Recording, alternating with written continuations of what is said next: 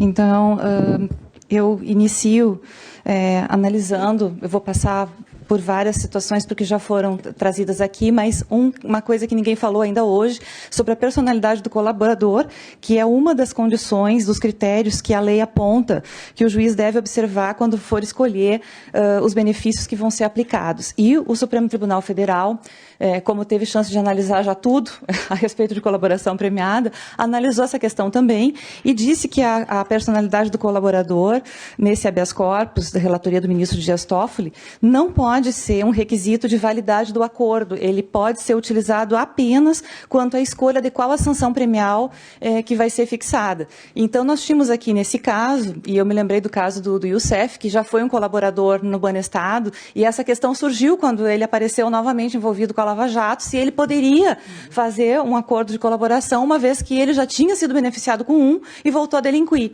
Nós temos várias situações como essas agora chegando aqui também em sede de apelação para nós. Recentemente que nós tivemos que baixar, estava aqui em apelação, e houve a notícia de que o doleiro voltou a transacionar e, na Lava Jato lá do Rio de Janeiro, e aí veio a comunicação para o Ministério Público daqui, nós tivemos que baixar o feito à origem para abrir praticamente uma instrução para verificar se era caso de quebra do acordo mesmo, e nós aqui esperando para julgar a apelação. Então ficou o feito sobrestado aqui até que isso acontecesse. Mas a personalidade, então, ela não pode impedir que se realize a homologação do acordo. É claro que se uma pessoa que já foi beneficiada com, por exemplo, uma prestação de serviço ou com um regime mais brando volta a delinquir, é natural que o juiz, no próximo acordo, ele estabeleça, então, uma sanção premial que não seja assim tão benéfica, considerando esse retrospecto.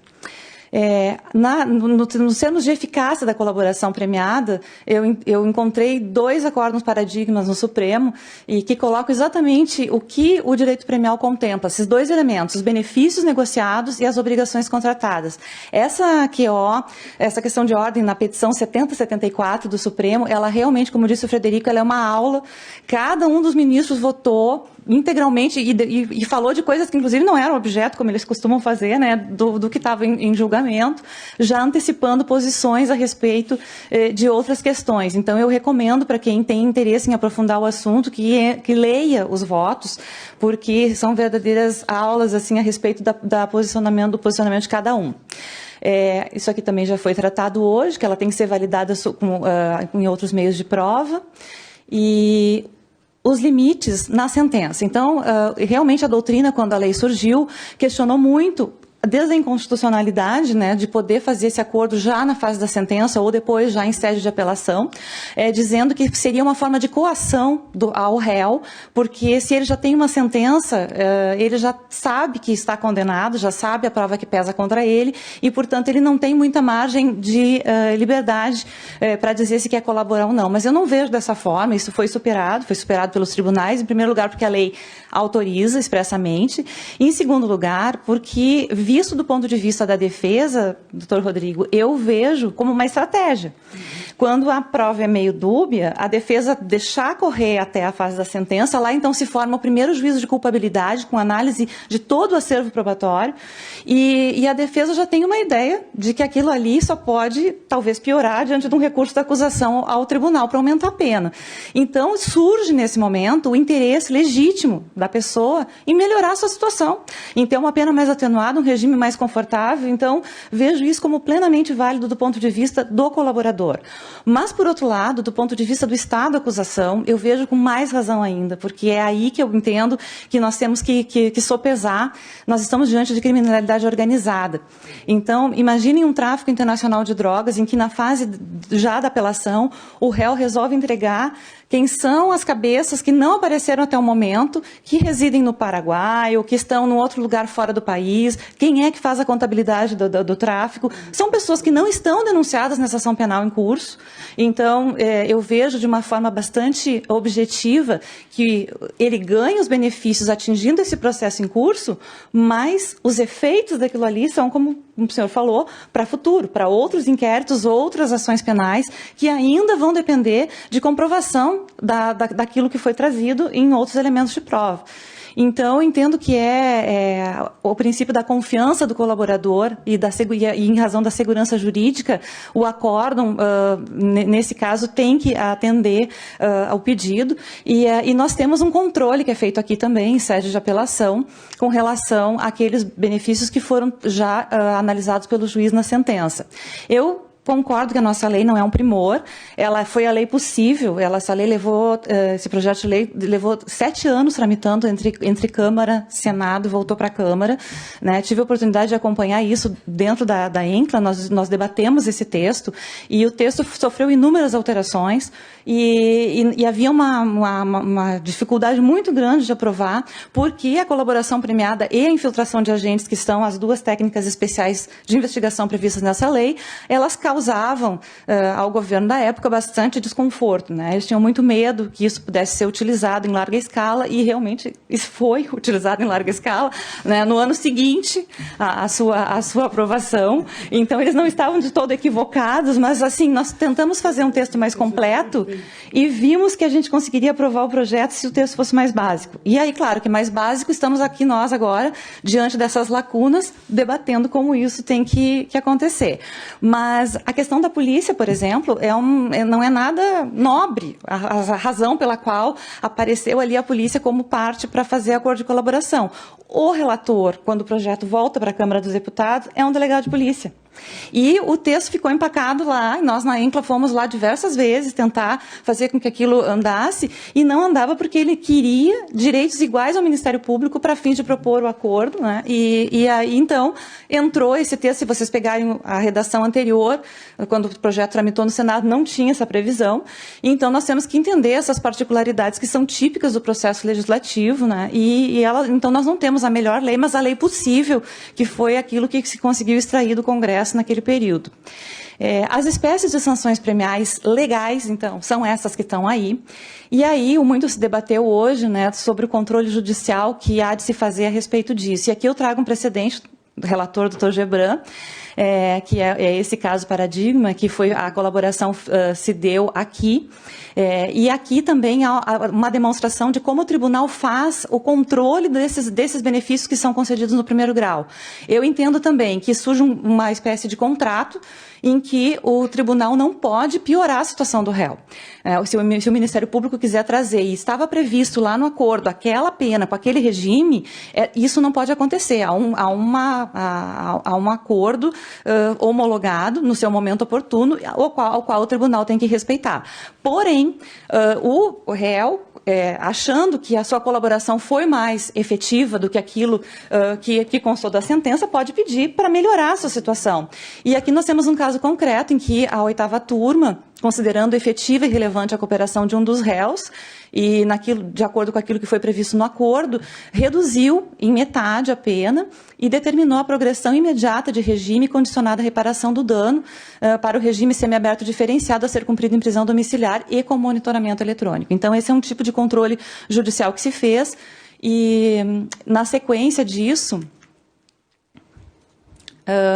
existiu a discussão na doutrina quanto à voluntariedade de colaborar após a sentença, o que já foi superado pelos tribunais, não há inconstitucionalidade.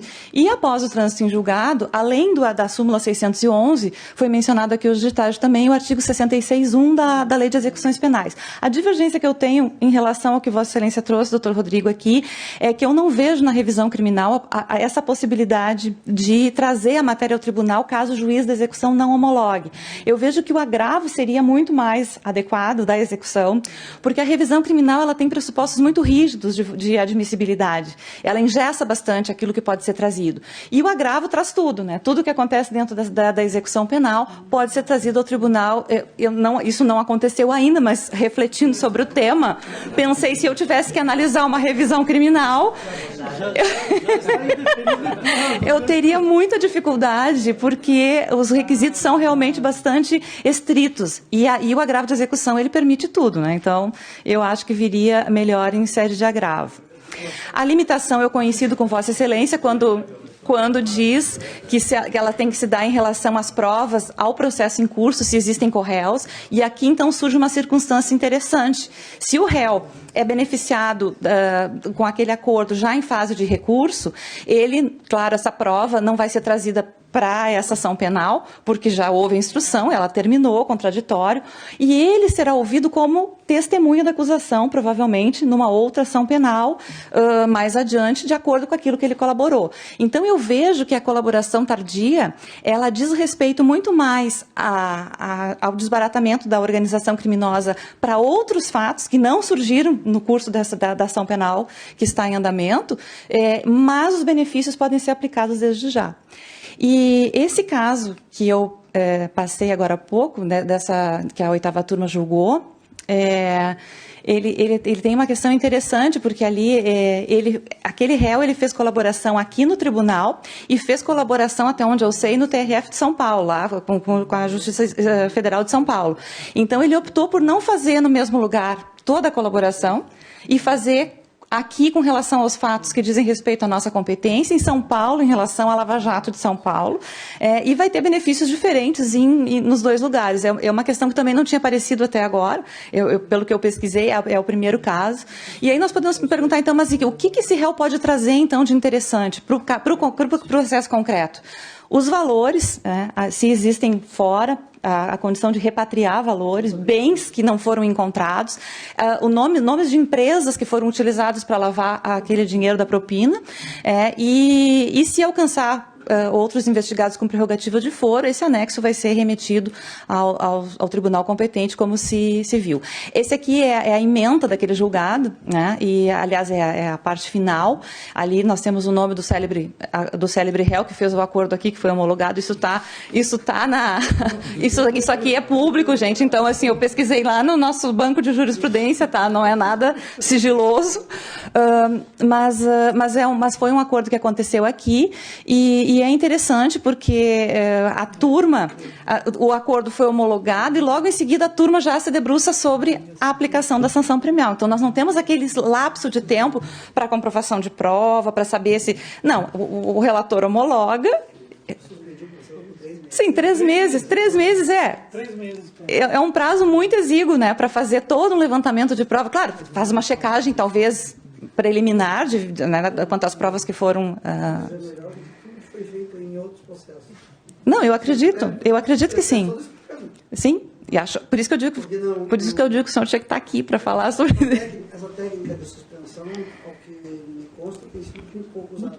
Pouco usada, E nesse caso nós suspendemos por 3 meses para que houvesse efetiva corroboração para que fosse aplicado o benefício. E vejam que essa questão, como ela é complexa, porque... Um tema que não foi ventilado durante o dia inteiro hoje, que é a corroboração. A corroboração. Nós estamos falando muitas coisas, até falamos em corroboração, mas quando o juiz homologa, essa corroboração nem sempre está presente. E nesse processo... Não, acho que é bom falar, acho que é bom, porque o pessoal está lá no fundo, está cansado, então... Desculpe, Salise. Acho ótimo, vamos... interferir. Assim a gente acorda o pessoal. É um caso bastante paradigmático, o advogado que trouxe a questão aqui está presente, vai falar amanhã, doutor Tracy, e envolve uma colaboração com a polícia. Então, tem muitas questões interessantes envolvendo este processo, né? Digamos que é uma questão, talvez, pioneira, né? E o Ministério Público não se pôs de acordo também, né? O Ministério Público estava na sessão e a que fez por escrito. O Ministério Público escreveu que não estava muito de acordo, mas se fosse firmado, disse quais eram as condições. Mas aí quando houve o pedido de colaboração, o processo foi suspenso por 3 meses, para que fossem trazidas as provas de corroboração. E esse é um caso que me parece bastante emblemático, porque o que nós estamos discutindo hoje, acordo firmado, leva para o juiz homologa, e ao final do processo, usualmente, aplica os benefícios de acordo com aquele que foi celebrado pelas partes, né, como já foi dito várias vezes, e durante a instrução é que vai verificar a efetividade do que ele tem um tempo colaborou. Bastante largo na instrução. Isto num processo ordinário. Num processo que a colaboração é tardia, como esse, né, só foi homologado o acordo depois de 3 meses, quando houve algum levantamento daquilo que seria objeto de corroboração e, mais uma vez, fora desses autos, mas corroboração para investigações em andamento ou processos em andamento. Então, tem situações muito peculiares aí que tornam esse caso, ao meu juízo, bastante relevante, inclusive para discutir o acerto e erro do magistrado que homologou. Não, eu entendo que é um direito legítimo da defesa e sempre penso que se um juiz homologou um acordo nessa fase é porque entendeu a relevância daquilo que foi trazido. Porque aqui nós temos que pensar na segurança. Eu concordo plenamente, coincido com Vossa Excelência nisso, doutor Rodrigo, que nós temos que pensar na segurança pública. Então, desbaratar uma organização criminosa é muito mais importante numa determinada medida do que se ficarmos adstritos à legalidade e achar que se já há um trânsito em julgado, por exemplo, nós não podemos em sede de execução penal, como muita gente defende, né? Muitos doutrinadores afirmam que é impossível, que não seria adequado fazer uma colaboração já em sede de execução penal quando há trânsito em julgado. Então, o caso é bastante emblemático. Eu agradeço, então, as contribuições do eminente relator. Quanto à validade dos benefícios previstos na lei, se são taxativos ou são exemplificativos, essa é a grande discussão que está na ordem do dia. O Supremo sobre ela ainda não enfrentou frontalmente na sua composição plenária. Nós temos uma posição do ministro Gilmar que foi exarada no julgamento da questão de ordem da PET 7074, não era o fundo da questão de ordem, mas esse assunto foi trazido e ele se posicionou contrário, dizendo que isso é uma ilegalidade, porque os benefícios são aqueles que estão previstos na lei, outros que são agregados diferentes desses não podem ser aceitos. Na mesma linha, o ministro Lewandowski, nessa decisão, que foi mencionada por alguém hoje, durante a tarde, em que ele devolveu o acordo, porque não aceitou homologar o acordo, porque estabelecia cláusulas que não estavam previstas na lei, e vejam, cláusulas benéficas, não eram as obrigações do colaborador, eram os benefícios, né?